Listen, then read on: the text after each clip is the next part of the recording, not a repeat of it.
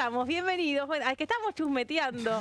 Bueno, hola Mauri. ¿Qué tal? ¿Cómo estás, Meli? Bien, muy bien. Estábamos con, bueno, todas las repercusiones de lo que está pasando estos días, obviamente, las derivaciones que tiene el caso Libre, y estábamos analizando todo y uniendo, la uno a Jessy también, porque yo estaba mirando para allá. Hola, Jess. ¿Cómo están? ¿Todo bien? Bien, ¿y vos? Bien, todo Bueno, bien. qué bueno. Bueno, Mauri, Tenemos algunas novedades. Ahora se confirma mañana va a haber una sesión en el Senado donde se va a tratar... ¿Una o dos bueno, sesiones? mañana una. Se va a tratar la suspensión de las PASO, algunas leyes penales que quedaron pendientes, proyectos penales como antimafia, reincidencia y reiterancia.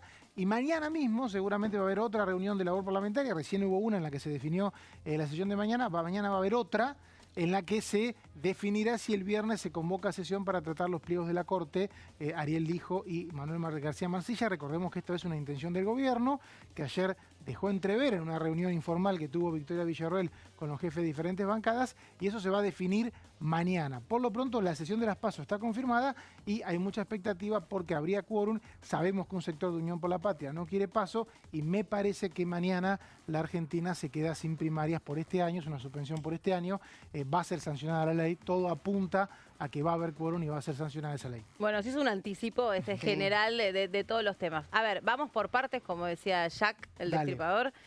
Arrancamos con el caso Libra, las novedades, lo que se sabe. La comisión esta investigadora, ¿no?, que se va a ocupar, por lo menos de lo que a nosotros nos ocupa, que es la actividad parlamentaria, empieza a funcionar ¿cuándo? No, primero ¿Integrada no hay por ninguna, quiénes? primero no hay ninguna comisión investigadora creada. Eso vamos a aclarar. Hay un deseo, hay proyectos, hay un proyecto. Hay proyectos, muchos, para crear comisiones investigadoras. Hay uno en la Cámara de Diputados del bloque Democracia por Siempre, que es un bloque de 12 ex-radicales. Sí. Esto no se trató. Y hay otro proyecto de la UCR en el Senado, y atención porque ese proyecto podría ser incluido mañana, necesita 2/3, y ahí podría llegar a prosperar. O sea que, por un lado, tenemos un proyecto en diputados, tenemos un proyecto en el Senado. Yo creo que el primero que se apruebe va a ser la Cámara que que tenga una comisión investigadora. Esto no tiene nada que ver con el juicio político, o sea, no está pegado, obviamente. La información puede servir para iniciar juicios políticos, pero no está pegado una cosa con la otra. Claro, no es un paso necesario sine qua non para el juicio político. Está claro que tampoco, más allá del pedido de Unión por la Patria, no hay otro pedido de juicio político. No, ni siquiera lo presentó Unión por la Patria, fue un anuncio. Fue todo un anuncio periodístico. Sí lo presentó 3 diputados, en realidad 2 del socialismo, Mónica Fein y Esteban Paulón, y Natalia de la Sota el domingo. Bueno, por eso, esos son pedidos formales. Son pedidos formales. Esos proyectos tienen que tratarse en una comisión. Esa comisión podría ser convocada en marzo, y si no lo es, una mayoría del recinto podría convocarla. No hay hoy una mayoría con intenciones de iniciar el proceso, una mayoría simple. Sí. No hay hoy. Por lo tanto, uno espera que la comisión investigadora pueda llegar a tener algún consenso en alguna de las cámaras, ¿no? Bueno, en estas últimas horas, todas las que pude, me di una panzada bárbara, hice un zapping, me leí todo. Abasto. No damos abasto. Y es muy interesante porque uno podría dividir como la cuestión en dos. Por un lado es entender qué pasó, qué hay detrás de Libra, qué pasa con este muchacho Davis, quién es, si realmente es él, si no es él, a quién responde, algunas explicaciones que da sobre, o no, o al revés, o cero explicaciones sobre de dónde o cuál es la trazabilidad de ese dinero, todo el mundo cripto. Ayer escuchaba una chica especialista en token que incluso iba a la especificidad sobre si es una meme coin, una shitcoin, una bitcoin, no es una bitcoin, una cripto, y en esa diferencia también está, porque ella lo que explicaba, la verdad que no pude prestar atención a quién era exactamente, pero una chica que lo explicaba muy pedagógicamente. Ella decía que, no sé, hay algunas de estas cripto que surgen como en una especie de, dentro de lo que es la comunidad de los que creen en estos proyectos de monedas digitales o virtuales, surgen como memes, surgen como chistes. Este podría ser el caso porque surge, la de Libra, surge como consecuencia de la Melania Coin, que es algo que surgió en la comunidad en un valor que no es insignificante, es como gracioso lo que vale la moneda, solo que la comunidad empieza a como darle credibilidad y termina siendo materialmente interesante. Claro, pero, o sea, empieza a subir el precio. Exacto, y por eso le dicen de esta manera. Después hay todo un análisis cuando el presidente Javier Milei, en la entrevista que le da a Jonathan Viale, lo compara con el casino o con la ruleta rusa. Porque para algunos, y que lo hablábamos ayer, Jessy, es la particularidad de este tipo de negocios o proyectos. Creo que hay que decirle proyectos. La alta volatilidad. Y la falta de regulación. Entonces es como un poco, bueno, es un poco un paño de un casino en un punto de un todo nada y una cosa como de muy especulativa. Sí, es muy, algunos explicaban también, es muy sencillo además crear. Claro. Estas monedas, o sea, no es que tiene alguna dificultad y justamente al no estar regulado hay pocos controles. Esto es un problema que atraviesa a todo el mundo, no es que es exclusivo solamente de Argentina. Entonces, bueno, eso, explicaban que es muy fácil. Pero bueno, sí hay que ver este tema de la trazabilidad, de esto que hablábamos ayer de las blockchain, de que es lo que le da credibilidad, pero en el caso también de lo que se llama meme coin, entiendo que tiene que ver también con que tiene poco respaldo. Claro, precisamente porque surge como en una especie de un meme, lo que se conoce como un meme, un chiste, una cosa como poco sustancial, y de repente la propia comunidad que empieza a crecer y a apostar, o porque hay cosas que uno, digamos, todavía no tiene las herramientas casi para explicarlo, porque, como decíamos, es muy propio del devenir, de las cosas que como surgen ahora, ¿no? Del mundo de lo digital, y ahí habría aparecido este Libra.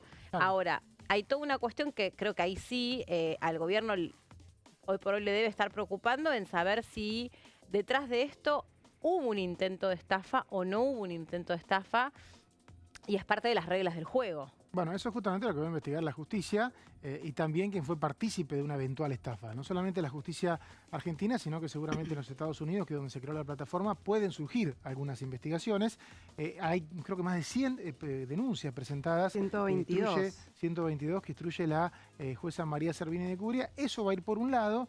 Y por otro lado está la información parlamentaria, donde no solamente se investigan posibles delitos, o no se recaba información para posibles delitos, que la comisión en ese caso tiene que ir a la justicia, sino también lo que se conoce como mal desempeño. Si se considera que un presidente hizo un mal desempeño, o en su momento fueron los jueces de la Corte, ahí empieza el dictamen de acusación o la posibilidad de un dictamen de acusación, para lo que hay un largo tiempo de audiencias que puede ser muy desgastante para un gobierno, y por eso ese paso por ahora la oposición no lo quiere dar. Y eso es lo que, por lo menos a la fecha de hoy, no va a pasar. Pero atención, que si se crea una comisión investigadora y dura 2 o 3 meses, el resultado de esa comisión va a determinar el futuro de un eventual inicio de un juicio político. Y después es interesante, ya metiéndonos en la parte más política, cuál puede ser la implicancia política de toda esta cuestión. Independientemente de en qué se traduzca de lo parlamentario, digo, cuál puede ser la implicancia política. Porque, para que quede claro, ahí a donde se busca, para mi gusto, es una opinión personal, forzar algunas comparaciones. Esto no se compara con nada. Esto no se compara con ninguna otra situación institucional que haya atravesado ningún otro gobierno, porque es algo que, como bien me parece que hace en aclarar el presidente de la Nación, no es plata del Estado, no es plata de los argentinos, no es plata de sectores afectados económicamente por otras cuestiones. Entonces ahí me parece que no se compara con... Acá no hay una investigación por corrupción. Por corrupción. Acá lo que sí puede haber es una investigación respecto a si el presidente promovió una empresa de un determinado rubro por encima de otra. Por eso el presidente... O una incompatibilidad en ese sentido entre la actividad privada y la actividad pública. De la ley de ética pública, creo que sería. Y lo que hace el presidente el lunes en la entrevista es aclarar que él no promocionó, sino que difundió, y que eso no es lo mismo, según su interpretación jurídica, ¿no? Desde lo jurídico no es lo mismo, aunque para nuestro lenguaje cotidiano sean prácticamente sinónimos. La justicia hay que ver si determina si no es lo mismo o no. Claro. Esa es la investigación. Y eso es interesante también. Sí dijo el presidente, desmintió o consideró improbable de que haya argentinos afectados, porque hay un tuit del economista Darío Epstein del lunes donde plantea las dificultades que lleva inscribirse. Si bien esto es fácil de crear, esta moneda no es tan fácil de operar. No es que te agarra un viernes a la noche y te pones a operar. Tenés que inscribirte, tenés que pagar un token, te tienen que aceptar. Hay todo un procedimiento por el cual, lo que dice el presidente, no hay afectados argentinos, 4 o 5 como mucho, y la moneda se dispara por bot. O sea, muchas personas, o sea, un grupo muy minúsculo de personas manejó muchas operaciones, por lo tanto tampoco puede haber 40.000 afectados. Eso va a ser una investigación que va a exceder inclusive lo que pueda hacer la justicia argentina, ¿no? Y hay que ver si tenemos las herramientas tecnológicas incluso para hacer toda la trazabilidad que se pretende para dilucidar. Enseguida seguimos con esto, pero Jessy trae un tema sumamente interesante porque es de estricta actualidad también y muy preocupante, con algo que conversábamos ayer, Jessy, que son los incendios que en muchos casos se investigan si son incendios intencionales. No estamos hablando solamente de cuestiones vinculadas al cambio climático, aunque el cambio climático favorece a que si una mano malintencionada, después sea un desastre todavía mayor, ¿no? Sí, así es. Y bueno, y hay distintos enfoques, ¿no?, de cómo encarar esta problemática de los incendios. Veíamos en el día de ayer algunos de los proyectos que proponen declarar emergencia ambiental, económica, fiscal, por parte de varios bloques, desde Encuentro Federal, el PRO, el Frente de Izquierda, Unión por la Patria, sobre todo de diputados de Río Negro, pero el Poder Ejecutivo también hizo una propuesta. La ministra de Seguridad, Patricia Bullrich, es una de las autoras de este proyecto como parte del Poder Ejecutivo, junto con el Ministerio de Justicia, liderado por Cunio Libarona. Patricia Bullrich hizo declaraciones hace unas semanas para anunciar que iba a presentar este proyecto, que finalmente se concretó. Dijo: el que prende fuego se va a pudrir en la cárcel. Es decir, el enfoque sobre la problemática de los incendios lo trata más a través de hacer modificaciones al Código Penal. Y esta es la propuesta que ingresó aquí a la Cámara de Diputados por parte del Poder Ejecutivo. Recordemos también, Patricia Bullrich tiene a su cargo lo que es el manejo del fuego, ¿no?, que por eso también desde muchos sectores le han pedido explicaciones, y hoy hay una novedad, es que en el boletín oficial finalmente se concretó quién va a asumir en la Subsecretaría de Ambiente. Su nombre es Fernando Brom, ya hizo algunas declaraciones. Jessy, ¿había tenido algunos problemas esa persona? Porque ni bien se confirmó que iba a ser él, hizo algunas declaraciones en contra del gobierno, ¿no? Sí, de que no había manejado del todo bien el tema de los incendios en la Patagonia. Después Adorni dijo, bueno, no tenía el conocimiento todavía de cómo viene actuando el gobierno. Digamos. No, dijo, cuando entre en la cartera va a conocer mejor los datos, todo. Y bueno, finalmente hoy se oficializó en el boletín oficial su designación como subsecretario de Ambiente, que depende de la cartera de Scioli, que es la Subsecretaría de Ambiente, Turismo y Deportes. ¿Y esta persona de qué actividad proviene?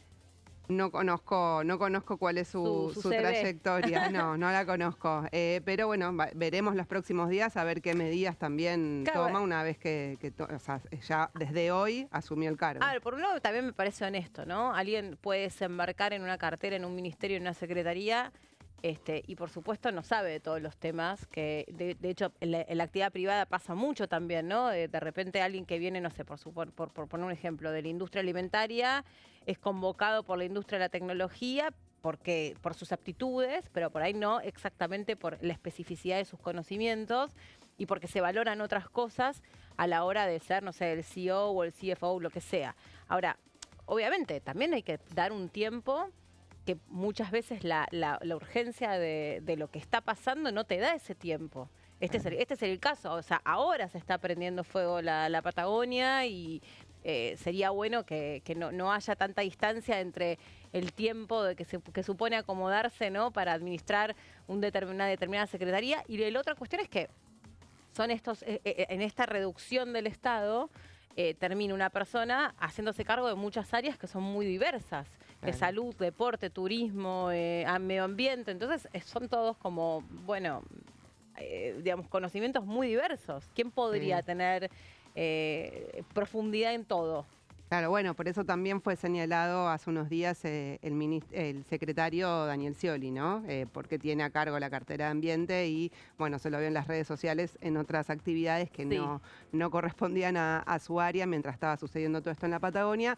Pero claro, decíamos... Ambiente, turismo, deporte, ¿no? Claro. Ambiente y salud no está... No, capital humano. Es capital humano. Ambiente, turismo, deporte, sí. Pero bueno, el enfoque, o sea, Patricia Bullrich salió, estuvo en el lugar, se mostró en sus redes sociales también desde el lugar y presentó esta iniciativa para hacer este enfoque para básicamente es aumentar las penas a quien provoque incendios. Ahora vamos a ver el detalle, justamente para que dejen de ser excarcelables. Lo más importante es que los artículos del Código Penal que propone modificar, lo que hace es que los que son a partir de 3 años de prisión pasan a ser a 4 años de prisión y de esa manera dejan de ser excarcelables. Son 2 artículos centralmente que propone modificar esta iniciativa de Patricia Bullrich por parte del Poder Ejecutivo. Uno es el 186. Ahí lo que hace son 2 cosas. Por un lado, bueno, quienes causen incendios, lo amplía, ¿no?, a otras cosas. O sea, el artículo actualmente habla de incendios, también habla de explosiones, inundaciones, pero propone ampliarlos a casos de derrumbe, de liberación de tóxicos, emisión de radiaciones y cualquier otro proceso destructor que provoque algún tipo de estragos, ¿sí? Entonces, aquí la prisión mínima pasa de 3 a 4 años. Después hay otro debate que introduce, que es cuando agrega agravantes. Va a la cárcel. Claro, o sea, va a la cárcel, no se puede excarcelar. Y le hace modificaciones a cuáles son los agravantes. Si, por ejemplo, pone en peligro la vida de alguien o si causa la muerte de alguien, ahí son agravantes. ¿Y el alguien incluye animales? No, personas. Porque los animales son sujetos sintientes y también hay todo una legislación en ese sentido. No, en este caso no se amplía a eso, pero lo que agrega dentro de los agravantes, que fue parte importante del discurso de Patricia Bullrich con respecto a los incendios, es que a cualquiera que utilice los incendios, por ejemplo, para la intimidación a la autoridad pública. Esto fue dirigido a las comunidades mapuches, que es parte de un enfrentamiento, digamos, o por lo menos, o sea, desde su cartera se ha puesto como mucho el foco o la acusación de que había comunidades mapuches que estaban provocando los incendios, algo que por lo menos hasta el momento no fue probado. Hubo algunas detenciones que finalmente el juez que estaba a cargo de la causa en Río Negro los liberó por falta de pruebas. O sea, entonces esa acusación por lo menos hasta el momento no ha sido comprobada, pero quedaría para hacia adelante, ¿no? Vos fíjate que sí, lo de las comunidades mapuche, el propio presidente de la Nación, en la entrevista que le da Jonathan Viale, los llama los maputruchos. Claro. O sea, porque obviamente me parece que hay una confusión también muchas veces en englobar que detrás de todos estos reclamos hay mapuches reales. A veces son pantallas, ¿no? Y no son muy complicado definir cuál es real, no bueno, real. Y viste que también tenés que hacer una trazabilidad de las familias, eso es difícil. No, y también ha habido proyectos y muchas veces muchos diputados dijeron no porque termina siendo discriminatorio, porque en muchos casos alguien puede alegarse serlo por un antepasado lejano y hay que buscarlo. Viste que la diputada, creo que es la diputada Sarapura, que es de origen... bueno, viene de una comunidad, claro, y de una comunidad originaria, un pueblo originario, no me acuerdo exactamente cuál. Ella explicó muy bien cuando se dio todo el debate por la ley de alquileres, ¿no? Porque cuando se hablaba también se puso sobre el tapete la cuestión del déficit habitacional, y ella explicaba muy bien lo que significa para algunas comunidades específicamente la barrera del lenguaje. Porque a veces, de verdad, son comunidades a las que se las abusa llevándole papeles que no alcanzan a leer, no alcanzan a entender qué es lo que están, y no hay intérpretes no me acuerdo cómo se llama el idioma mapuche, no me acuerdo cómo se llama, no quiero inventar la palabra. No hay intérpretes del español al idioma mapuche, perdón por decirle idioma mapuche, no se llama así, pero lo digo así porque no me acuerdo cómo se llama. Hay muchas comunidades en el país, por ahí claro. La diputada no sé si refería a mapuche por la bueno, por eso, no hay abogados tampoco formados en poder justamente hacer una especie de interpretación de la norma a esas comunidades originarias. Entonces a veces les hacen firmar papeles que no saben lo que están firmando, y vos decís, viene después alguien que no se tiene que poner o hacer pasar una autopista por el lugar o un caño por el lugar, y dice, no, si acá usted firmó la cesión de esta tierra, y la persona no sabe ni lo que firmó. Bueno, hay legislación que ha reconocido los derechos de las distintas comunidades mapuches originarias, digamos, de otras partes del país, y por supuesto que está atravesado por un conflicto sobre la propiedad de la tierra, que es histórico en nuestro país. Hay muchos y después por los negocios, ¿no? También, porque por un lado hay, en el caso de la Patagonia, hay muchos emprendimientos inmobiliarios que han generado conflictos durante muchos años, incluso por ahí, no sé, un complejo que tiene cancha de golf, todo. Me acuerdo un caso que le estaba quitando territorio a la comunidad mapuche, iba corriendo cada vez un poco más, le cortaba los caminos. Eso sucede también en la Patagonia. Sí. Y después, en el caso del norte, hay conflicto por el tema del litio. Hay muchas comunidades que viven en las zonas donde se quiere extraer litio. Entonces, eso es otro foco de conflicto. Entonces, está relacionado también con esta cuestión. Habitualmente, creo que había una ley que justamente privilegiaba a las comunidades originarias en la tenencia de tierras y era muy discutida porque había muchos diputados que decían no se puede priorizar a una comunidad por sobre otra, primero porque no se puede reconocer el antepasado. Cualquier persona va a querer encontrar un antepasado de esa comunidad si es favorecida, y pedían que todos los habitantes del país tengan más o menos la misma legislación. Esta cuestión de que si firmás un contrato de una propiedad y te dicen si hay una obra pública importante, esa propiedad se tiene que vender, es habitual. Digamos, le pasa a los mapuches, le pasa a las personas que viven al lado de un terraplén de un tren también. Sí, y nos queda, si les parece, un artículo más que propone la iniciativa de Patricia Bullrich, que es modificar el artículo 189 del Código Penal, que acá se refiere a los casos de cuando se causa incendio por impericia, negligencia o imprudencia. En este caso, la prisión mínima pasa de 1 mes a 4 años y el máximo pasa de 1 año a 6 años de prisión. Así que estas son las modificaciones propuestas. Se había anunciado en un momento, por lo menos cuando hizo el anuncio Patricia Bullrich, dijo que se trata inmediatamente en las sesiones extraordinarias. Finalmente no se amplió el temario, pero queda el proyecto para tratar en la Cámara de Diputados a partir del 1 de marzo. Bueno, Mapudungún es el lenguaje de la comunidad mapuche, que la sabía y bueno, la tenía en la punta de la lengua y no me salía. Bueno, interesante me parece que se empiece también a interpretar y entender el daño que produce un incendio cuando es de características o dimensiones tales como que arrasa con una comunidad o que arrasa con, aunque sea un grupo de vecinos que viven en ese lugar y que lo pierden todo en un segundo y después es muy, muy difícil recobrar la vida, ¿no? Me parece que entender, porque el Código Penal tiene que estar a la altura de ese daño. Entender, porque según la etapa política a veces hay interpretaciones diferentes, pero habitualmente estos incendios nos pasó con Corrientes, que vino en su momento el ministro de Ambiente y mostró muchas imágenes satelitales, son casi siempre provocados por intención. O sea, muy pocos fenómenos naturales permiten confirmar semejante nivel de incendio. En esa oportunidad vimos por imágenes satelitales que no había forma de explicar esos focos si no había sido porque alguien había prendido el fuego primero con la intención de quemar por lo menos una parte de terreno que después se propagó.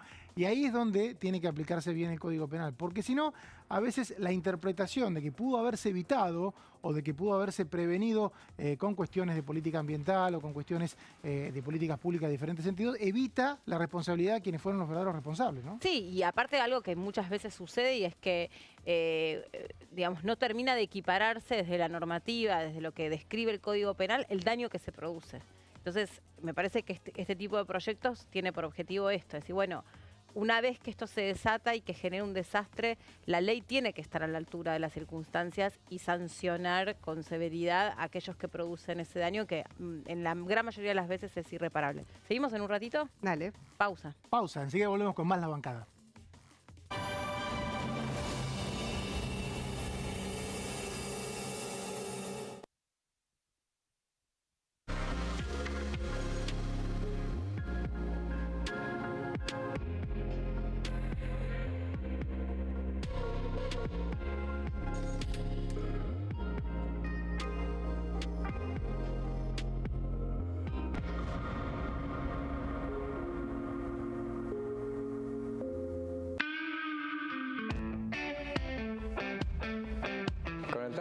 ¿Conociste a tu actual esposa? ¿Puede ser?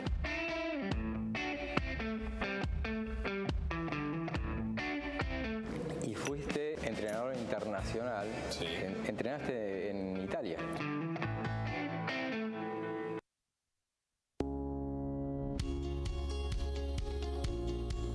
La Cámara de Diputados tiene 257 miembros. Los diputados debaten y sancionan leyes que rigen en todo el territorio nacional.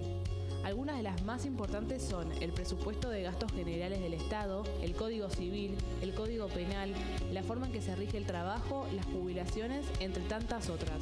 Además, controla y hace un seguimiento de las políticas del Poder Ejecutivo a través de la visita de diferentes funcionarios o el pedido de informes, así como la posibilidad de realizar juicios políticos a los funcionarios. La duración de los mandatos de los diputados es de 4 años y pueden ser reelegidos indefinidamente. Desde el momento en que asumen y hasta el final de su mandato, no pueden ser acusados, interrogados judicialmente, ni molestados por las opiniones o discursos que imitan desempeñando su mandato. Son requisitos para ser diputado tener al menos 25 años, 4 años de ciudadanía argentina y haber nacido en la provincia por la que se postula o haber residido en ella los 2 años precedentes. Se agrupan en bloques que expresan partidos políticos o afinidad ideológica. Existen también los monobloques integrados por un solo diputado.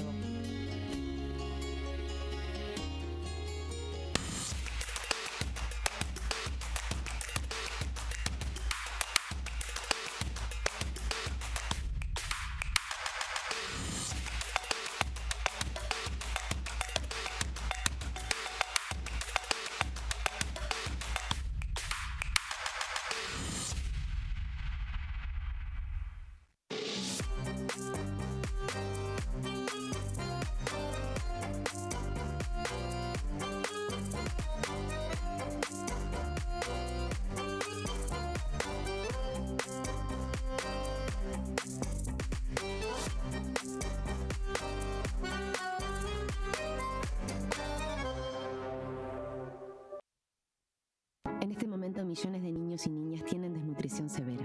Algunos están tan débiles que apenas pueden pararse. Pero con tu ayuda podemos salvar a los niños. Este alimento terapéutico listo para usar está lleno de vitaminas y nutrientes esenciales que ayudan a los niños y a las niñas a recuperarse de la desnutrición. Gracias a personas como vos, ayudamos a salvar a millones de niños cada año. Da un simple paso. Dona ahora y ayúdanos a seguir salvando vidas.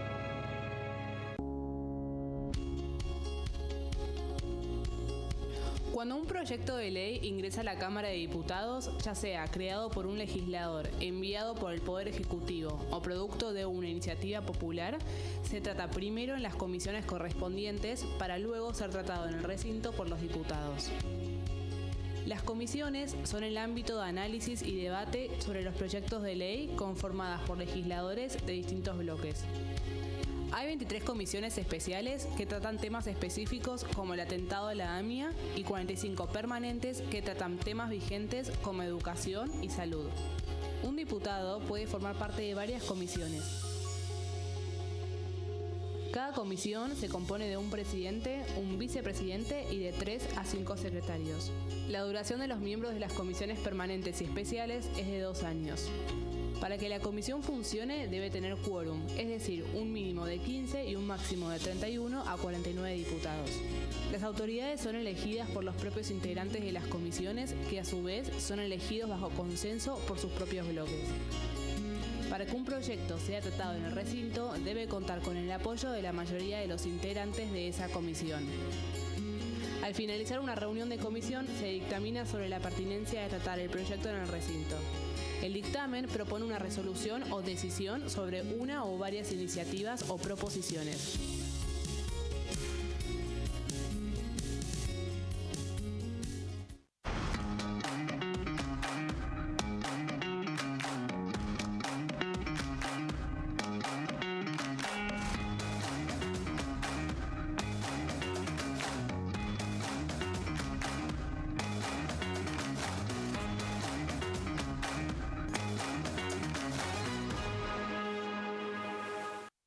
Dengue, Zika y chikungunya. Presta atención a estos síntomas. Si tenés fiebre alta, 38 o más, de 2 a 7 días de duración y dolor de cabeza, en especial detrás de los ojos, muscular y de las articulaciones, diarrea, dolor abdominal, náuseas y o vómitos, malestar general, cansancio, decaimiento, erupción en la piel, sangrado en nariz, encías u otras partes del cuerpo, no te automediques, toma mucho líquido, usa repelente y acércate a un centro de salud.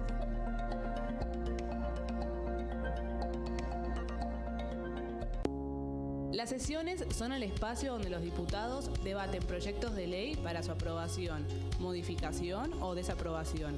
En una misma sesión se pueden tratar varios proyectos de ley.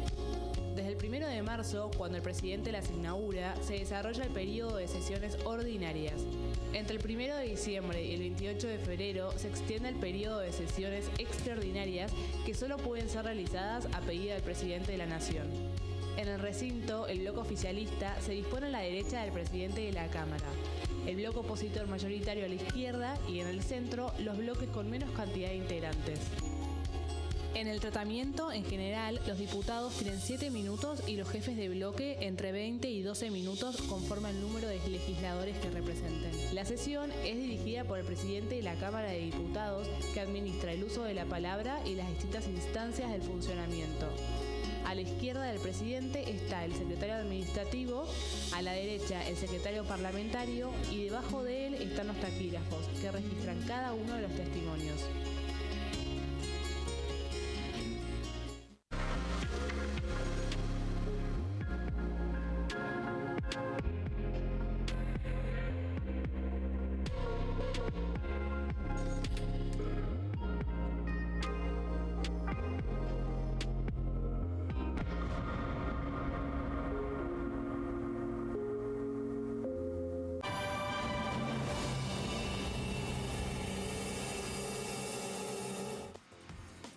Bueno, estamos de regreso. Mauri, mañana va a haber actividad porque se reúne la Comisión de Transporte. Sí, la Comisión de Transporte a las 14 horas. Recordemos que hasta el último día de febrero solamente hay sesiones extraordinarias. Esto es, las comisiones que se reúnan con temas que no fueron pedidos por el presidente no pueden dictaminar. Pueden tener un debate, pero no pueden dictaminar. La Comisión de Transporte va a debatir mañana referido a la concesión de la hidrovía Paraná-Paraguay, que es una hidrovía donde pasa la mayor parte del comercio exterior argentino, una licitación que se declaró desierta porque había un solo oferente, que era el actual concesionario, y finalmente hubo muchas impugnaciones, hubo un dictamen de la Procuraduría de Investigaciones y finalmente se decidió que esa licitación pase para otro momento. Todo este debate se va a escuchar mañana en la comisión, cuando también quieren escuchar a alguna autoridad del Gobierno Nacional. Hasta ahora, Meli, desde diciembre, cada vez que una comisión se convocó en extraordinarias con un tema que no fue pedido por el presidente, el oficialismo la ignoró, por lo tanto no vamos a ver funcionarios acá. La presidencia de la Comisión de Transporte es de la Unión Cívica Radical, claro, ¿no? Pamela Verasay. Exactamente. Y lo que se está pidiendo es la comparecencia del Ministro de Transporte y de la Agencia Nacional de Puertos para poder un poco contar, porque hay... A ver, sobre la hidrovía, más allá de la cuestión de los recursos hídricos y del negocio alrededor de la navegación de los ríos, es un tema muy sensible porque por ahí se sospecha que viene el principal cargamento de drogas a nuestro país, que luego llega al puerto de Rosario, y eso hace que Rosario sea una capital, aunque tiende a controlar sus niveles de violencia, bueno, muy violenta, sí, ¿no? Tengamos en cuenta, antes que nada, es la principal vía navegable del comercio exterior argentino. Claro, el 80%. El 80% del comercio exterior, todos los dólares que hay en el Banco Central, los que gastamos, tienen que ver con los barcos que salen de ahí. Obviamente eso genera... Y que llegan. Que llegan, obviamente, pero sobre todo estos que salen, que son los que se van para Oriente con la soja y todos los productos naturales que nosotros producimos. Esto no era así hace 30 años, cuando otros puertos dominaban también el mercado, pero esta vía fluvial se convirtió en la principal. Por eso, esta licitación renueva un concesionario que tiene 3 décadas. Hoy el negocio es formidable, esta vía navegable dominó el comercio fluvial argentino. Y donde la Argentina tiene una posición estratégica respecto a los socios que navegan por ahí, sea Paraguay, sea Uruguay, es como la Argentina tiene un lugar todavía mejor. Sobre eso hay un montón de negocios y también sospechas de material que viene obviamente sin declarar, también el tráfico de drogas, pero antes que nada es un gran negocio en sí mismo el comercio exterior. Y a su vez, quien tiene esa licitación tiene una maneja muy importante para, no digo dominar, pero sí condicionar a cualquier gobierno. Por eso el gobierno actual de alguna manera termina cediendo al actual concesionario que ya está. No es fácil poner un nuevo jugador, ¿no? No, no es fácil, y además, por lo que estaba recién actualizando, también hay un acuerdo al que suscribe la Argentina con los Estados Unidos. Entonces ahora, con el cambio de gobierno en los Estados Unidos, hay que ver qué pasa con ese acuerdo, donde también hay, digamos, parte de los intereses geopolíticos internacionales del presidente Milei y bueno, su relación ahora con los Estados Unidos, que, dicho sea de paso, está viajando. Sí, de hecho una empresa china había querido participar y tengo entendido que el gobierno no se lo permitió porque no permitía empresas que tuvieran participación estatal. Tengamos en cuenta que si un Estado tiene el control o por lo menos puede incidir en el transporte de la principal mercadería que exporta el país, tiene una alteración importante de la soberanía. Por eso el gobierno dijo, acá ponemos un límite. Y bueno, había una sola empresa que es la que está, que podía llegar a ser la única oferente, y ahí es donde el gobierno define que la licitación quede desierta, ¿no? Sí. De nuevo, estamos durante el periodo extraordinario, entonces el peso de lo que pueda pasar mañana en la comisión es solo pero informativo, pero ya llega, claro, falta poco. Claro, Meli, este tema surgió ya también en la última sesión de la Cámara de Diputados en el periodo extraordinario. El diputado Nicolás Massot hizo una moción de privilegio para plantear este tema, la preocupación por esta suspensión que hizo que dejó sin efecto la licitación el gobierno porque había un solo oferente de la hidrovía, que como bien explicaba Mauri, es muy importante por los intereses económicos que hay en juego. Es como una especie de peaje la hidrovía, ¿no? El principal, claro. Sí, es un peaje, digo, para que se entienda, porque por ahí se dice hidrovía, no se entiende qué es. Bueno, es un peaje que se cobra a todos los que pasan por ahí, tanto para ingresar al país como para salir. Pero también se sostiene el dragado. Claro, se sostiene el dragado, el mantenimiento. Lo que se logró en estos 30 años es que sea la vía más económica, o sea, lo que tarden menos los barcos en salir y en llegar sobre todo a otros continentes, sobre todo Asia. ¿Por qué digo esto? Porque también hay un proyecto del famoso Canal Magdalena donde varios funcionarios quieren, varios dirigentes, sobre todo de la provincia de Buenos Aires, lo que quieren es recuperar la posibilidad de sacar la mercadería por vía marítima, sobre todo por el sudeste de la provincia de Buenos Aires, como era hace 30, 40 años, donde obviamente la hidrovía no tenía el poder que tiene hoy. Si hay varias vías para poder sacar la mercadería, ninguna de ellas tiene el poder sobrenatural que tiene hoy la hidrovía, ¿no? Que es el 80% del comercio. Mira, sobre el tema de la hidrovía también y el valor de lo económico, hacía bien Jessy en decir, bueno, este término, en realidad se metió también el gremio de los trabajadores de portuarios quejándose un poco sobre ese término, diciendo que es un término que solamente pone el foco en el rendimiento económico industrial y que tiene, dice, poca sensibilidad ambiental. O sea, no hay una mirada, ¿no? Más medioambientalista sobre lo que repercute, lo que significa el tránsito y la explotación de esas vías navegables. Yo no sé si al sindicato le interesa mucho lo medioambiental, no pareciera, pero bueno, no puedo ser Hay que tener en cuenta que no se prejuiciosa. puede arriesgar, porque si sigue siendo tan caro exportar en Argentina, encima que es poco lo que se exporta, no se puede poner en riesgo las vías navegables que están funcionando. Justamente lo ideal sería ampliar las que hay como para que no se sature una sola. Lo que decía recién de Canal de Magdalena tiene que ver con la posibilidad de que la mercadería pase por Uruguay vía Magdalena y pueda transitar, inclusive también en río y por mar, ¿no? O sea, en este caso sería por mar primero y por río después, que no se concentre todo en la hidrovía. Esto es así porque si no, justamente, es importante los temas ambientales, pero tiene que salir la mercadería.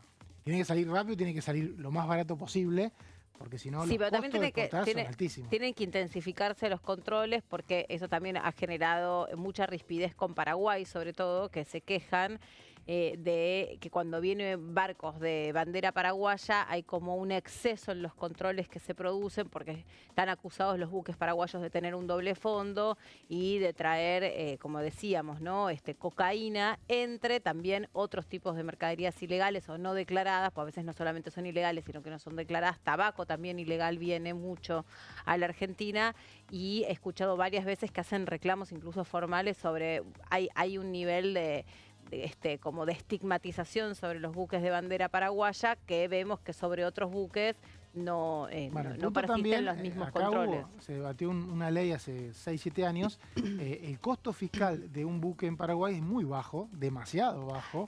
Paraguay hace muchísimo negocio a través claro, de sus y eso rutas. también ya de por sí genera sospechas, porque el costo fiscal en general de Paraguay es bajo, pero de los buques es bajísimo.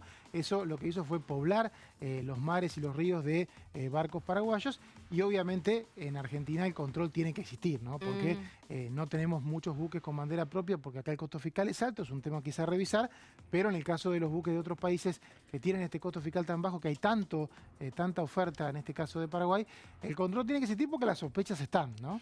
No, las sospechas y después también cuando finalmente hay golpes al narcotráfico, digamos, los especialistas dicen que gran parte de esa droga viene por ahí. Entonces no es solamente una sospecha infundada, es una sospecha que se robustece después con la evidencia, ¿no? Los elementos que después llegan a nuestro país. Nuestro país también, lamentablemente, se ha vuelto en el último tiempo laboratorio de creación de drogas o de cultivo de drogas, pero bueno, de Paraguay entra mucho. Y también todo el tema de el aprovechamiento del precio del dólar y todo lo que pasa en la triple frontera y todo esto también. Claro.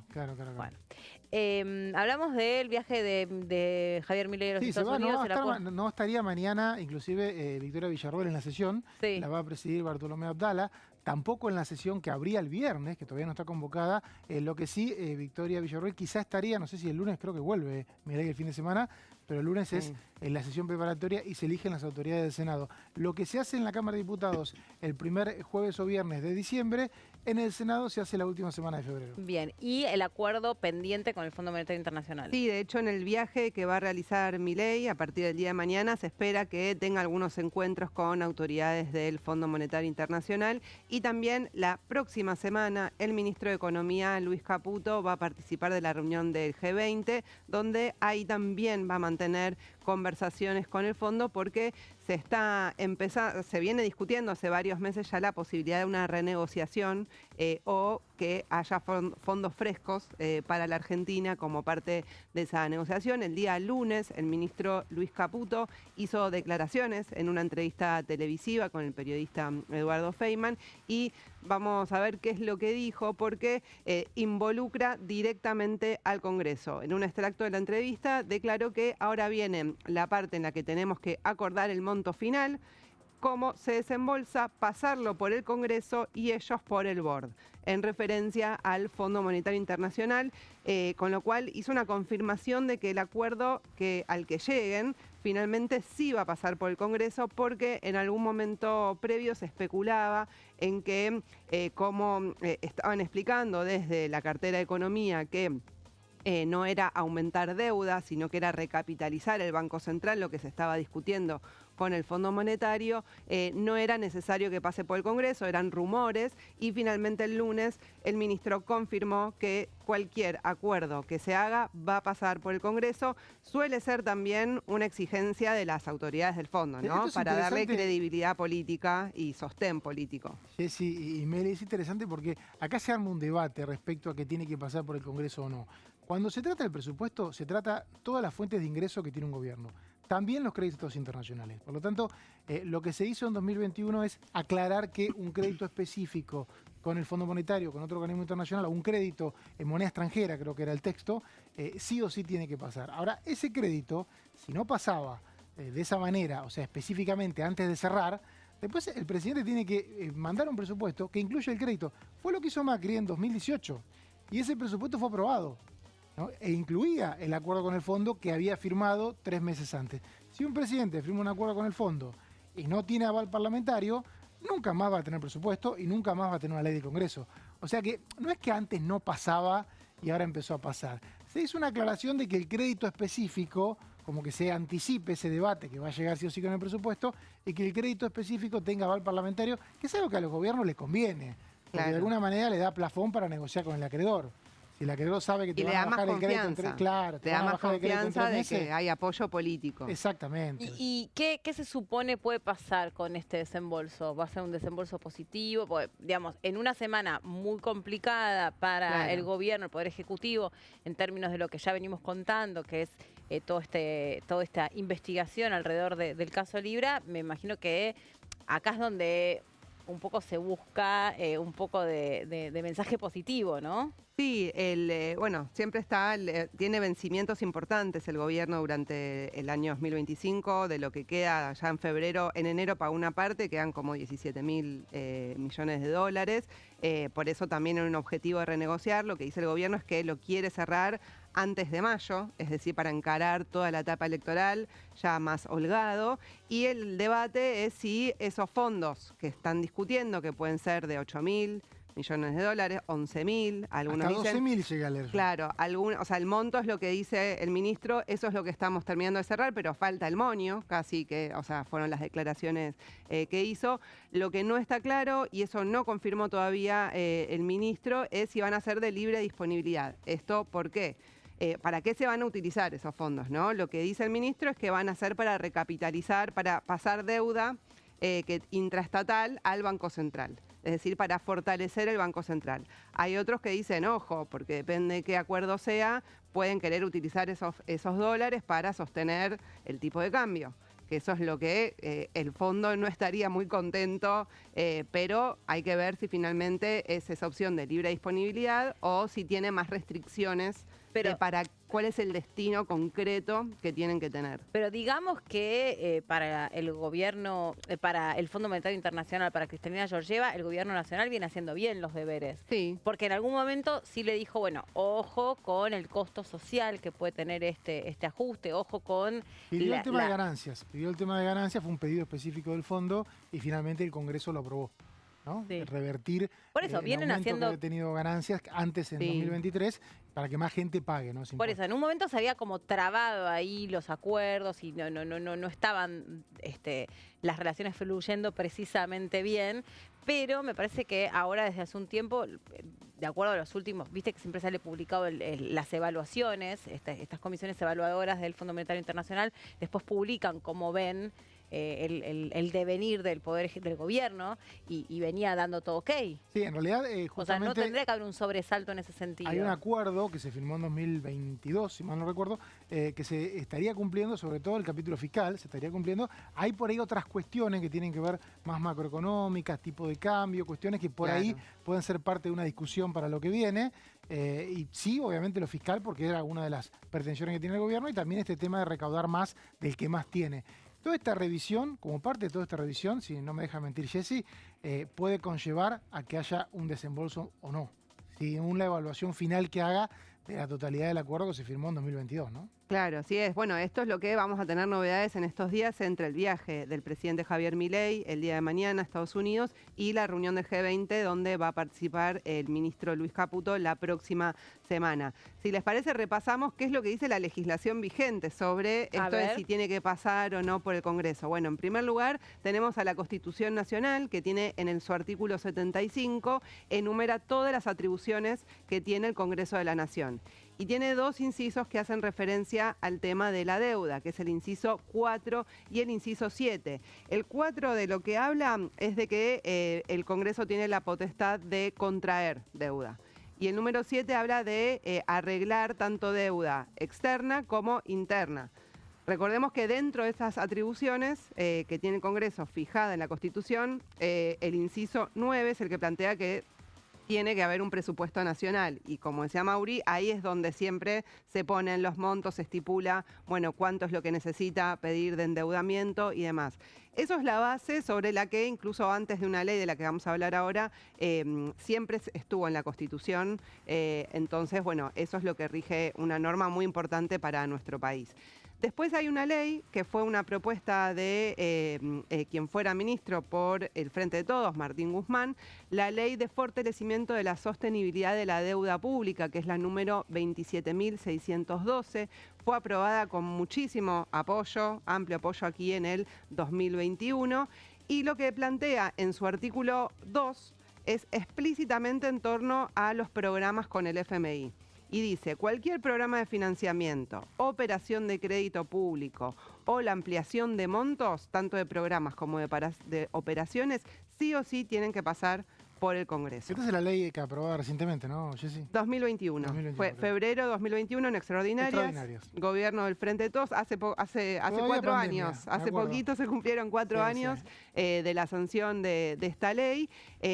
Lo que había generado controversias en un momento era el artículo 1 de esta ley que se pretendía eliminar en la ley bases, que finalmente no se hizo, que tenía que ver con los títulos en moneda extranjera o jurisdicción extranjera. Finalmente eso no se derogó, así que la ley está vigente completa. Yo hago mención solamente del artículo 2 que habla específicamente de todo lo que tenga que ver con contraer deudas, programas, ampliación de montos con el Fondo Monetario. Así que bueno, esto es un poco los fundamentos también desde lo que se agarra la oposición para exigir sí o sí que pase por el Congreso, pero el ministro Luis Caputo ya aseguró este lunes que va a ser así. Bien, bueno, hay que estar ahí pendientes. Justamente toda esta cuestión cae, como decíamos, en un contexto de sensibilidad y que de alguna manera también sobrevuela la idea de revisar la relación del presidente argentino con el presidente de los Estados Unidos, a la luz de lo que deja expuesto esta cuestión del caso Libra, ¿no? O sí, sea, que tengamos en cuenta que el fondo... no tiene nada que ver una cosa con la otra, pero en el fondo, bueno, hay una concomitancia, hay una relación que uno no puede dejar de mirar, por lo menos. A ver, tengamos en cuenta que el Fondo Monetario es un banco de países con el esquema que dejó la Segunda Guerra Mundial, no el esquema de poder que hay hoy. Entonces, Estados Unidos tiene una mayoría accionaria muy importante que permitió en su momento tener un crédito a Mauricio Macri, y si Estados Unidos no aprueba una revisión es muy complicado conseguir los votos, digamos. Por eso siempre cuando se habla del Fondo Monetario inmediatamente se pone la lupa en Estados Unidos. En Estados Unidos. Bueno, como sobre otros bancos que también son acuerdos entre países, son bancos internacionales, como el Banco Interamericano de Desarrollo, y también uno entiende ahí que la mirada de los Estados Unidos es determinante. Claro. Si se hiciera un banco hoy, con el esquema político de hoy, tal vez los votos del FMI serían otros, ¿no? China tendría mucho más votos, ¿Quién? O sea, China tendría mucho más votos, o sea, sería otro mundo. En ese mundo, la Unión Europea y Estados Unidos son claves. Claro, estamos hablando del crédito, por supuesto, que eso de 43.000 millones de dólares que se contrajo bajo el gobierno de Macri. Bueno, Mauri decía, se aprobó de alguna manera en un presupuesto, fue un préstamo muy cuestionado. Inusual.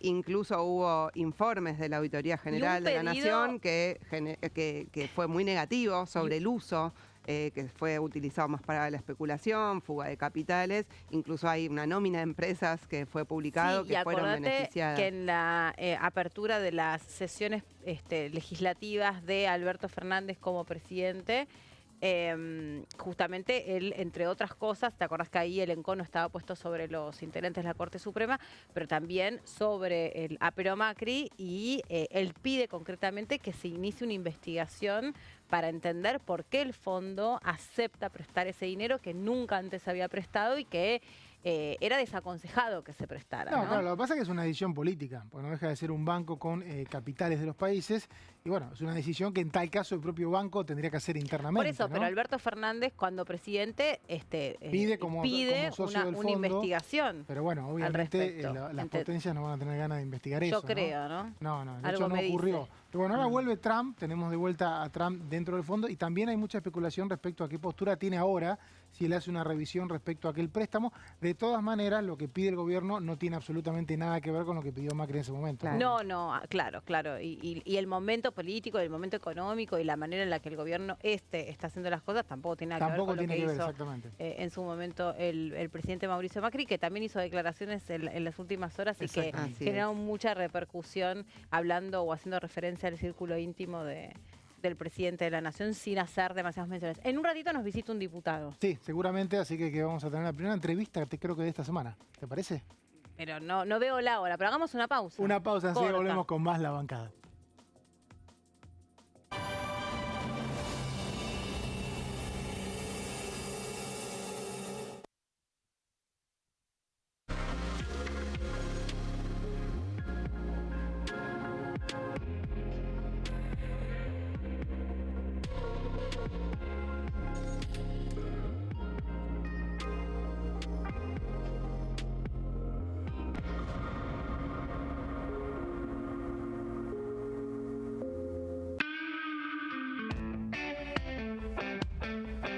¿Con el tango conociste a tu actual esposa?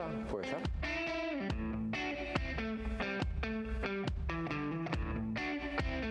Y fuiste entrenador internacional. Sí. Entrenaste en Italia.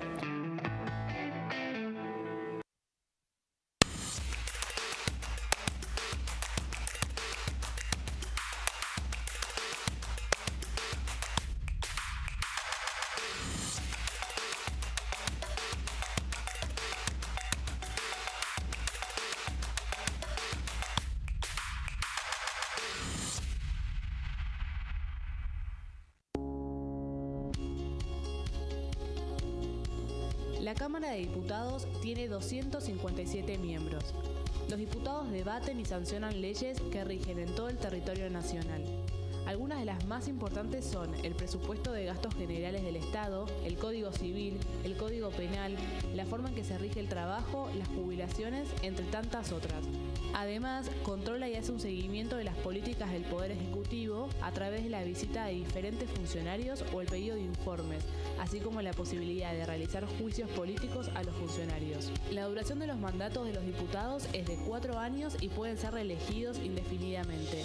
Desde el momento en que asumen y hasta el final de su mandato, no pueden ser acusados, interrogados judicialmente, ni molestados por las opiniones o discursos que imitan desempeñando su mandato.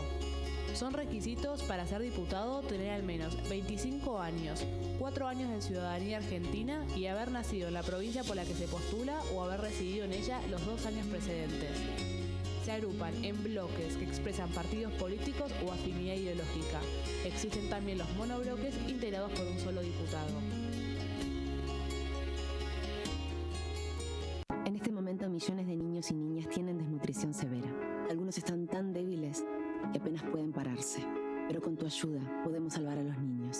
Este alimento terapéutico listo para usar está lleno de vitaminas y nutrientes esenciales que ayudan a los niños y a las niñas a recuperarse de la desnutrición. Gracias a personas como vos, ayudamos a salvar a millones de niños cada año. Da un simple paso. Dona ahora y ayúdanos a seguir salvando vidas.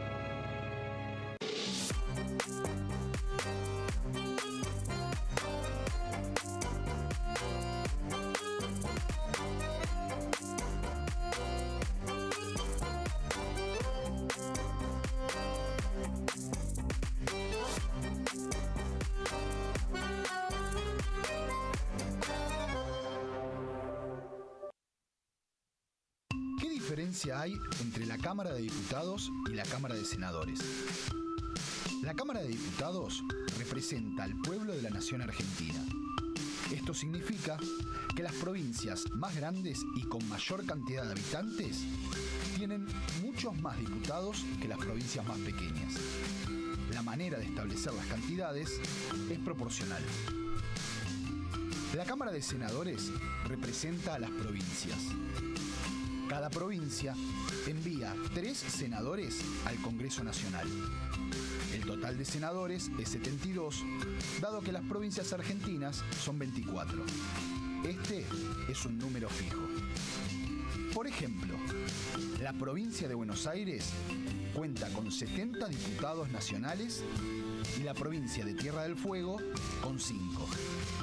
Pero tanto la provincia de Buenos Aires como la de Tierra del Fuego cuentan con 3 representantes cada una en el Senado de la Nación. Cada 2 años, el Congreso Nacional renueva la mitad de sus diputados y 1/3 de sus senadores nacionales. El mandato de los senadores es de 6 años, mientras que el de los diputados es más breve, dura solamente 4 años.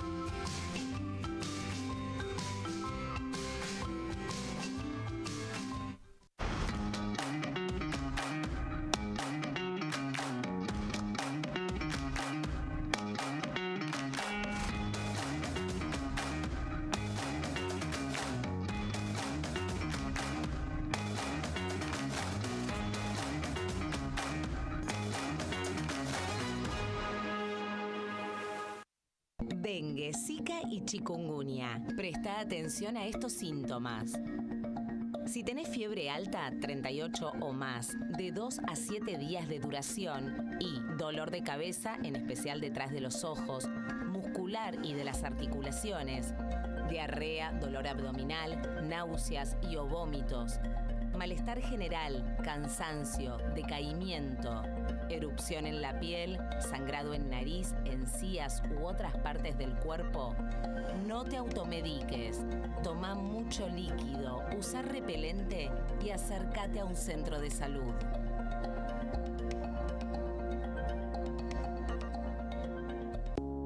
Las sesiones son el espacio donde los diputados debaten proyectos de ley para su aprobación, modificación o desaprobación.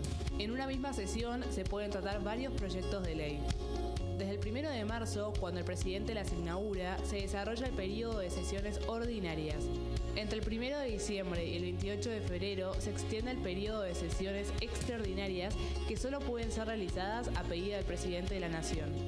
En el recinto, el bloque oficialista se dispone a la derecha del presidente de la Cámara, el bloque opositor mayoritario a la izquierda y en el centro los bloques con menos cantidad de integrantes.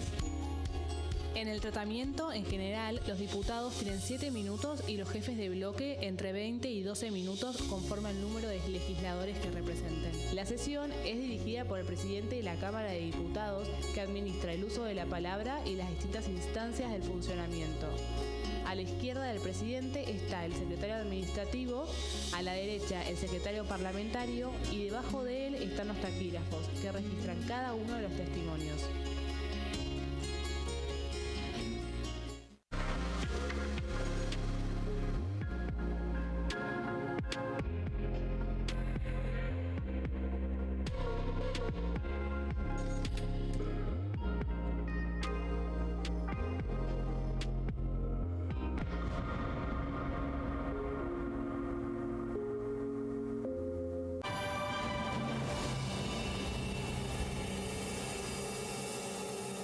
Volvemos aquí con la bancada, con toda la información de la Cámara de Diputados y como anunciábamos antes del corte, tenemos la primera entrevista de esta semana en piso, el diputado del PRO, Martín Adorain. ¿Cómo anda, diputado?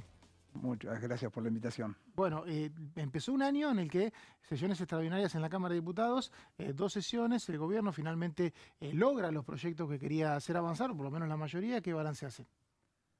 La verdad que arrancamos muy bien, nos llamaron a extraordinarias el 16 de enero, acá estábamos, con 2 propuestas muy importantes, que sobre todo una para el PRO, que era ficha limpia. Quedamos con un gusto amargo el año pasado, lo intentamos de sacar 2 veces, nos faltó un legislador que se sentara. Para nosotros ficha limpia es una bandera, o sea, es sentido común, o sea, no podemos pensar en una persona que se siente en una banca o que quiera aspirar a una banca o aspirar a un cargo público teniendo condenas firmes y no haberlas cumplido. Así que nos parecía importantísimo, se logró este año, por lo menos en diputados, ahora vamos a esperar qué pasa en senadores, pero desde el punto de vista legislativo de la Cámara de Diputados, muy bien. Y el otro tema que está por verse, que se resuelve en el Senado, es la suspensión de las primarias abiertas, simultáneas y obligatorias, y en ese sentido, ¿qué valor tiene que se pueda generar esa modificación a cómo nosotros estamos acostumbrados a votar en nuestro país? Bueno, el debate fue muy importante y había muchos, los que se oponían, los que estaban de acuerdo, los que resolvimos suspenderlas. En lo personal, creo que se usaron muy mal las PASO. Las PASO no son un mal sistema porque incentivan la participación ciudadana. Lo que pasa es que la política lo usó mal. Nosotros en La Pampa votamos 5 veces. La primera, el 12 de febrero, con 40 grados de calor. O sea, el sistema está mal usado. Después, si las PASO sí o las PASO no, tendríamos que encontrar otro sistema donde participe la ciudadanía y no caigamos en el dedo. Yo creo que lo mejor, y creo que por eso nos pusimos de acuerdo rápidamente, fue la suspensión este año y pensando para el 27, vuelvo a decir, soy reiterativo, un sistema participativo. Participativo, por ahí no obligatorio. No obligatorio, pero que tenga un incentivo. Cuando hubo elecciones internas en los partidos, votaban muy pocas personas, influía mucho el caudillismo, el dedo, y la misma gente que hoy, porque uno se maneja por encuestas y por lo que la gente siente, la misma gente que te dice eliminen las PASO, eliminen los gastos, es la que se quejan después de que están siempre los mismos.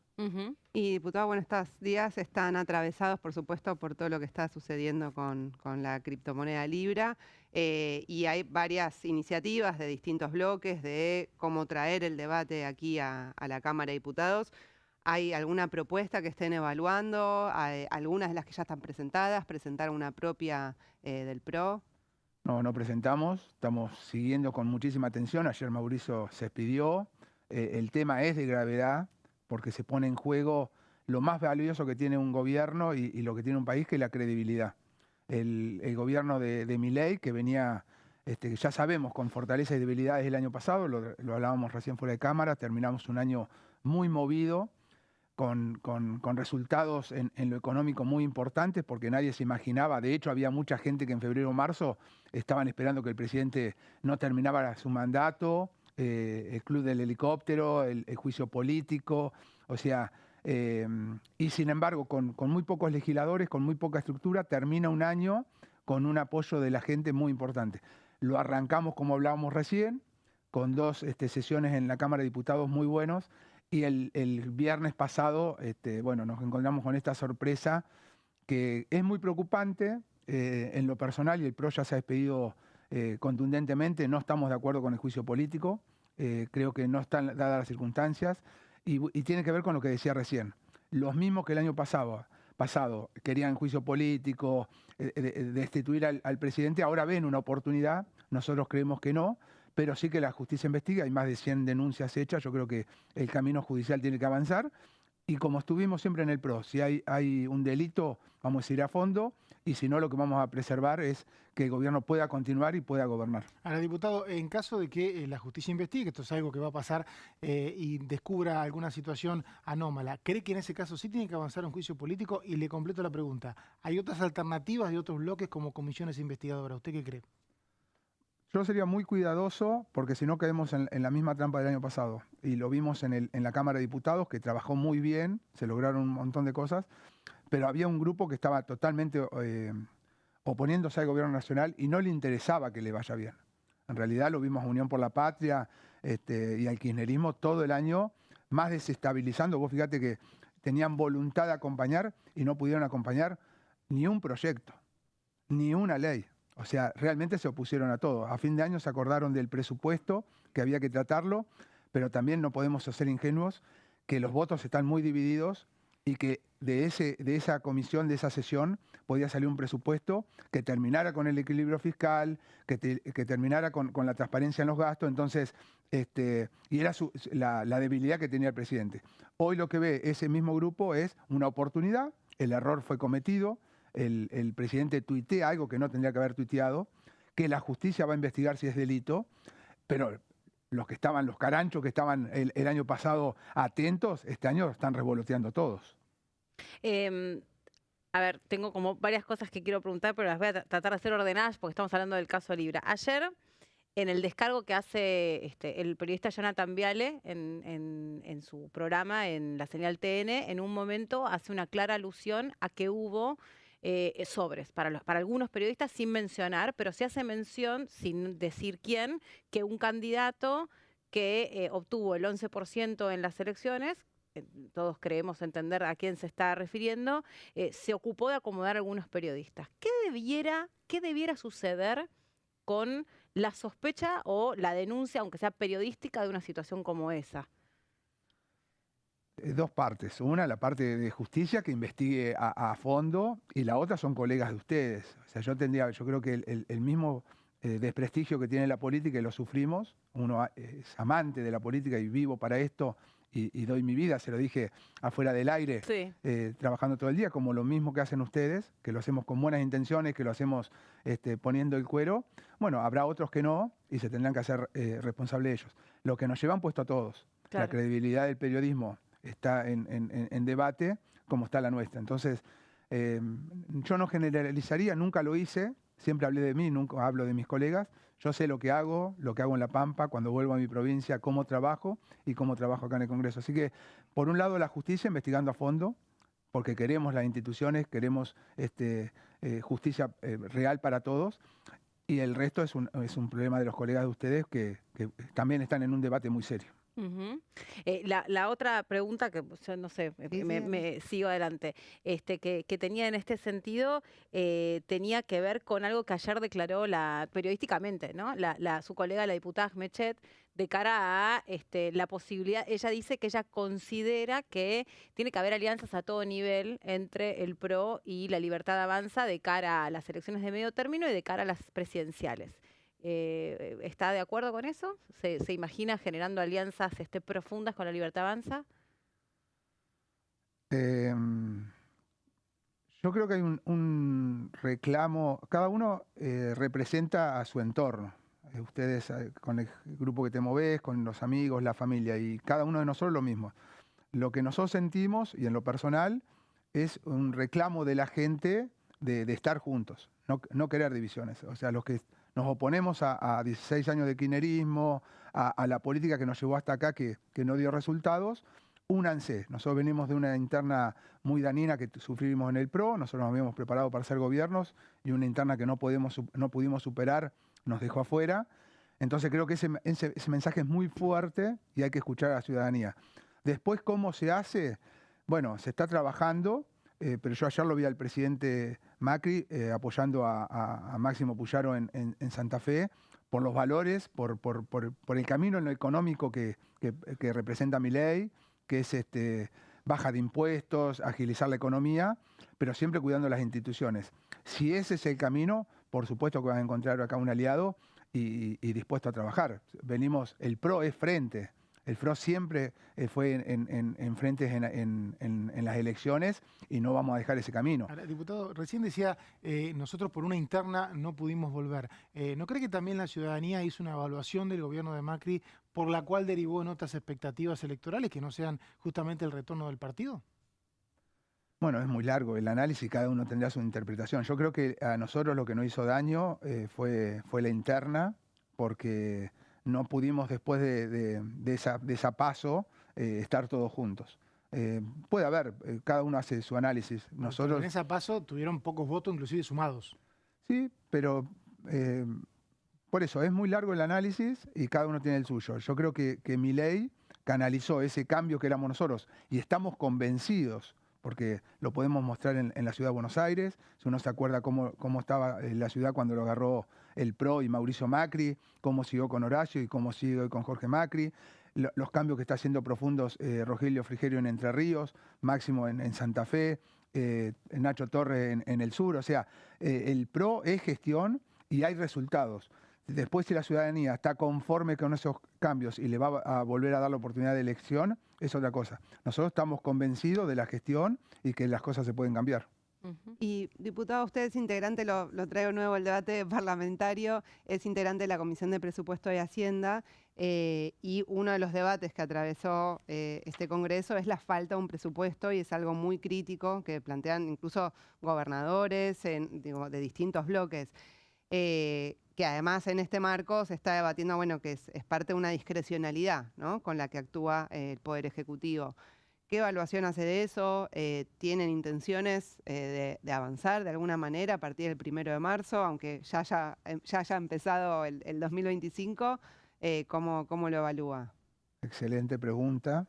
Desde el PRO siempre quisimos tratar el presupuesto. Nos parecía que si había extraordinarias tenía que haber presupuesto, pero lo dije hace unos minutos. Hay que tener mucho cuidado con los desestabilizadores. Sabemos que el gobierno hoy no tiene los números en las comisiones y mucho menos en las sesiones. Entonces, esos mismos que pedían presupuesto sabían que era una herramienta que podían terminar con este proyecto de ordenar la economía del presidente. Entonces, nosotros reclamamos, yo en lo personal reclamé que se trate el presupuesto, pero también estaban, como dije recién, los caranchos revoloteando, porque era, si vos le sacás hoy el déficit fiscal y el equilibrio fiscal, el déficit cero y el equilibrio fiscal al gobierno, la verdad que lo desarmás. Y el presidente, ya lo he dicho muchas veces, tonto no es y no va a caer en esa expectativa. Si los gobernadores y sus representantes, diputados y senadores, hubiesen tenido ganas de trabajar un presupuesto en serio, pero no para desestabilizar, sino para programar la economía, para ver cómo salíamos en el 2025, después de un 2024 muy difícil, yo creo que estaban todas las condiciones para hacerlo. Si iban a ir a boicotear un proyecto, ya te digo, de déficit cero y equilibrio fiscal, en esa no van a estar. ¿Y se puede retomar, cree, ahora a partir del 1 de marzo? Para mí es fundamental, es la ley base, perdón la palabra, pero el presupuesto es la ley principal, porque te permite ordenarte, programar, lo mismo que en una economía de una empresa o en una economía familiar. Para mí es fundamental, pero siempre con buena voluntad. Si vos tenés al tío o al primo que te va a hacer un desastre en la economía, no podés caer en eso. Otro paquete de leyes que esperamos tenga fuerte debate este año en el Congreso, o esperábamos, porque todo cambia, es todo lo vinculado a los paquetes relacionados con la inseguridad o con la seguridad. De esto también habló el presidente de la Nación en la entrevista que le da Jonathan Viale. Me baso mucho en eso porque es de lo que todos estamos hablando. Y por otra parte, porque en las últimas horas hubo fugas en las comisarías de la ciudad de Buenos Aires, hubo algunos motines, algunos reclamos, y es como un tema muy, muy recurrente. El debate por la baja de la edad y la imputabilidad es un debate muy antiguo porque es bandera tanto del PRO como de la Libertad Avanza, y me parece que hay una demanda muy fuerte por parte de la sociedad, porque cuando uno hace este ejercicio típico de poner un móvil en una estación de trenes o de colectivos, la gente en general está de acuerdo con bajarle la imputabilidad. ¿Pero es el camino para que se termine la violencia asociada a los menores y las situaciones de delincuencia? Bueno, dos partes. Una, el tema de inseguridad. En el último año ha cambiado totalmente, cambió una política bueno, lo podemos ver en Provincia de Buenos Aires, lo que están sufriendo los ciudadanos de la Provincia de Buenos Aires, que no pueden vivir directamente, no puedes salir a hacer las compras, oscurece y no puedes salir, con el resto del país que ha cambiado totalmente en el último año. O sea, cuando vos te involucrás en los temas, cuando vos decidís combatir el narcotráfico, cuando decidís combatir la delincuencia, puede costar más o menos, pero empezás a ver resultados.